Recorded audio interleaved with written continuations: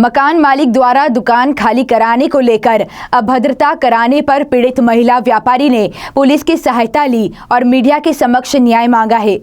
इंदौर के Prince Yashwant road पर अपना फैशन के नाम से लेडीज वस्त्रों की दुकान संचालित करने वाली डॉक्टर रूपाली जैन ने मीडिया से चर्चा की, जहां उन्होंने कहा कि कपड़ों की दुकान उनके दादा परदादा के समय से लगभग 60 वर्ष पूर्व से संचालित की जा रही है। वहीं गत वर्ष मार्च में पिता के स्वर्गवास के बाद में उनके द्वारा दुकान का संचालन किया जा रहा है। उन्होंने आरोप लगाते हुए कहा कि पिछले काफी समय से मकान मालिक कमल चोरडिया अवैधानिक रूप से दुकान खाली करने के लिए दबाव बना रहे हैं। उन्होंने आगे कहा कि हाल ही में 8 अक्टूबर को चोरडिया ने मुझे घर बुलाकर दुकान खाली करने के लिए धमकाया। वहीं दूसरे दिन सार्वजनिक रूप से अभद्रता की। मामले में सराफा थाने में शिकायत दर्ज कराने की बात भी उन्होंने कही है।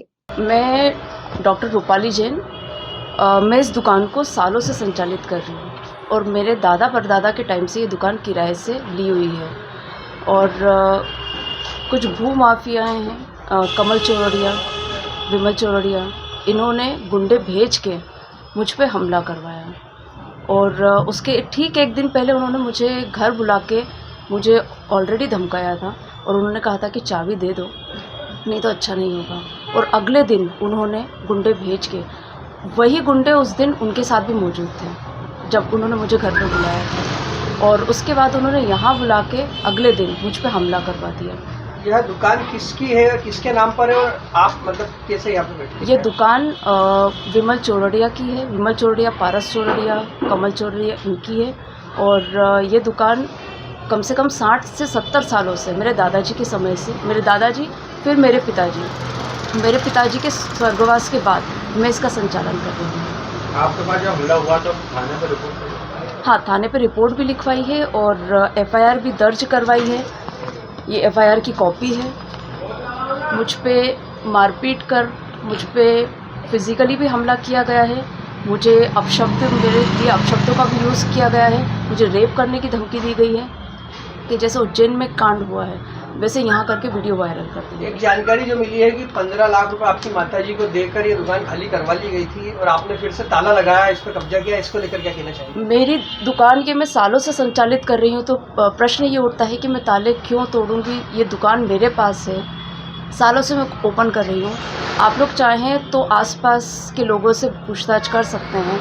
मेरे पिताजी का स्वर्गवास पिछले साल हो चुका है। दरअसल ये मुझ पे, ये जो भू माफिया हैं, ये मुझ पे प्रेशर बना के किसी भी तरह से दुकान खाली करवाना चाहते हैं, दुकान पे कब्जा करवाना चाहते हैं। तो उस दिन 9 अक्टूबर के दिन, 8 अक्टूबर को इन्होंने मुझे मिलने के लिए बुलाया और 9 अक्टूबर को इन्होंने गुंडों से हमला करवा दिया। और हमला करवा के जिस तरह से मुझे मारा गया, पीटा गया, मुझे गालियाँ दी गई और मुझ पे एसिड अटैक करने की भी धमकी मुझे दी गई। काफ़ी कुछ किया गया। जब मैंने इनका सामना किया तो ये सारी चीज़ें इन्होंने मेरे साथ की। और थाने से मुझे ज्ञात हुआ कि इनके नाम राकेश चौधरी और पारस बसोड़ हैं और ये लिस्टेड हिस्ट्री शीटर्स हैं। माताजी को जो 15 लाख रुपए देने की बात सामने आ रही है, उसमें क्या सच्चाई है?